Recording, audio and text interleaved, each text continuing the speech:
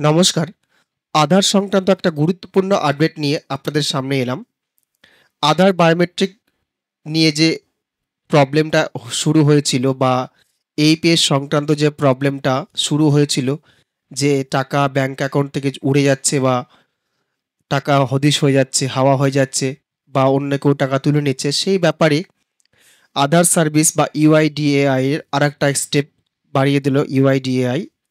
আর আরো একটা কারণ আছে, সেটা হচ্ছে ধরুন আপনাদের ফ্যামিলি মেম্বার অনেক দিন আগে মারা গেছেন, অথচ তার রেশন কার্ড এর জন্য যে এই রেশন ডেলিভার হচ্ছে এখনো অবধি বা ডিসবার্স হচ্ছে, রেশন সেন্ট্রাল গভর্নমেন্ট থেকে রেশন এখনো রিলিজ হচ্ছে, অথচ সেই ব্যক্তি মারা গেছে।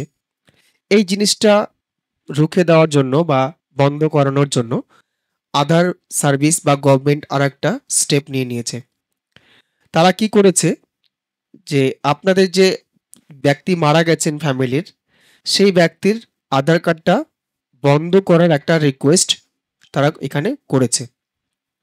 অর্থাৎ আপনি চাইলে পরে সেই ব্যক্তির ব্যাপারে রিপোর্ট করতে পারবেন, date of birth certificate, death certificate দিয়ে সেটা আপনারা রিকোয়েস্ট করবেন। একটা সময় যে চলে যাওয়ার পরে সেই আধার কার্ডটা কিন্তু ডিসেবলড করে দেওয়া হবে। যদিও সেটা এনেবল অবস্থায় আছে, সেটাকে আপনারা কিন্তু ডিসেবল করতে পারেন। সেই রেশন আর সেন্ট্রাল গভর্নমেন্ট থেকে আসবে না বা সেই ব্যক্তির আধার কার্ড থেকে আর টাকার উড়ে যাওয়ার কোনো ভয় থাকবে না। এবার দেখে নেওয়া যাক সেটা কি করে করবেন। এই যে দেখুন আধারের ড্যাশবোর্ডে, আধার ড্যাশবোর্ডে, এই ড্যাশবোর্ডে কি করে আসবেন সেটা বলে দিই। গুগল ক্রোমে লিখবেন মাই আধার, মাই আধার লিখে সার্চ করলেই মাই আধারের ড্যাশবোর্ডটা চলে আসবে।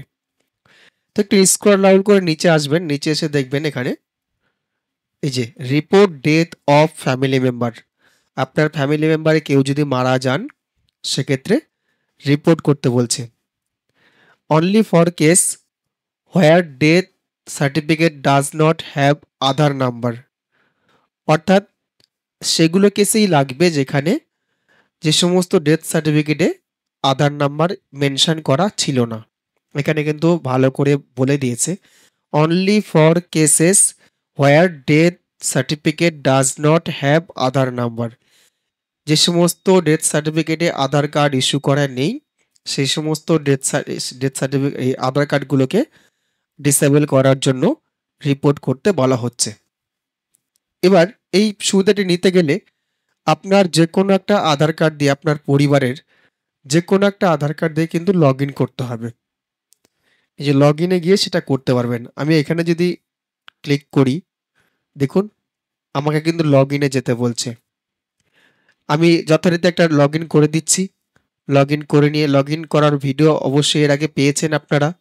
যদি না দেখে থাকেন, আমার যে ভিডিও প্লেলিস্ট আছে সেখানে অবশ্যই পেয়ে যাবেন আধার লগ ইন।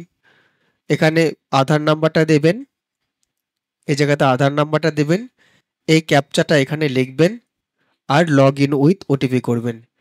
সঙ্গে সঙ্গে ওটিপি চলে আসবে, ওটিপিটা সাবমিট করবেন। সাবমিট করলে কিন্তু আধার ড্যাশবোর্ডে আপনি ঢুকে যেতে পারবেন। আমি এই প্রসেসটা কমপ্লিট করে লগ ইন অবস্থায় নিয়ে আপনাদের কাছে ভিডিওটা রিজিউম করছি।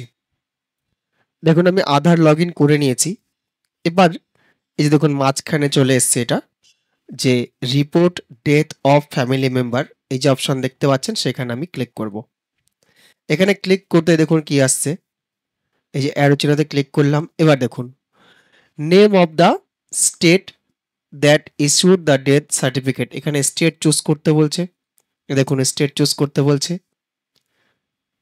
আপনার সুইটেবল স্টেট এখানে দেবেন। যদিও এখানে ওয়েস্ট বেঙ্গল এখনো অ্যাড করেনি, খুব সম্ভব কি এখানে করেইনি এখনো অবধি, তবে করে দেবে, কিন্তু নিশ্চিন্তভাবে করে দেবে। তো যাই হোক, ওয়েস্ট বেঙ্গলের জন্য নাও এখনো করেনি, কিন্তু আপনারা কিন্তু করতে পারবেন। খুব শীঘ্রই আপডেট করে দেবে ওয়েস্ট বেঙ্গল, এখানে দেখবেন 2-4 দিনের মধ্যে কিন্তু আপডেট হয়ে যাবে। তো যাই হোক, এখানে স্টেট চলে আসবে, স্টেটটা সিলেক্ট করে নেবেন। এবার এখানে আধার নাম্বারটা ইনপুট করবেন।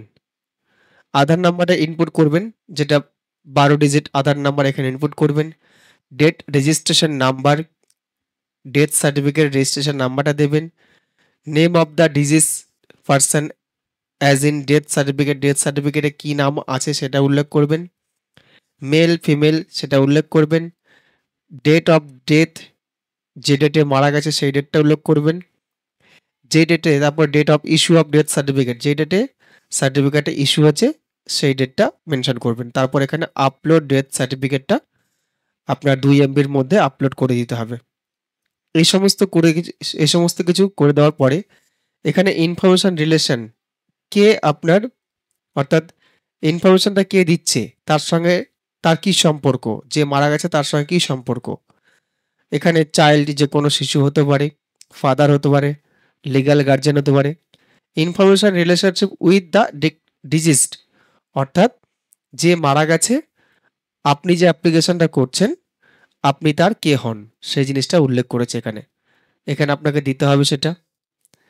আর এখানে আপনাকে কি করতে হবে, আই অ্যাকসেপ্টে ক্লিক করতে হবে। তারপর এখানে সাবমিট বাটন দেখবেন লাইভ হয়ে যাবে। আমি যেহেতু এই সমস্ত ডিটেলস ফিল আপ করিনি তার জন্য কিন্তু লাইভ হয়নি এই জিনিসটা। আপনারা যখন ডিটেলসটা ফিল আপ করবেন তখন কিন্তু লাইভ হয়ে যাবে সম্পূর্ণ ডিটেলস ফিল আপ করলে। তো এই একটা গুরুত্বপূর্ণ আপডেট, এখনও ওয়েস্ট বেঙ্গল যদি অ্যাড হয়নি কিন্তু খুব শীঘ্রই অ্যাড হয়ে যাবে, কারণ এটা সমস্ত ইন্ডিয়ার জন্যই অ্যাপ্লিকেবল। তো যাই হোক, এই ছিল ছোট্ট একটু আপডেট। আপনাদের কাছে অনুরোধ বরাবরের মতোই, যদি ভিডিওতে প্রথমবার হয়ে থাকেন অবশ্যই ভিডিওটি লাইক করবেন, আর যদি সাবস্ক্রাইব করে না থাকেন অবশ্যই সাবস্ক্রাইব করবেন।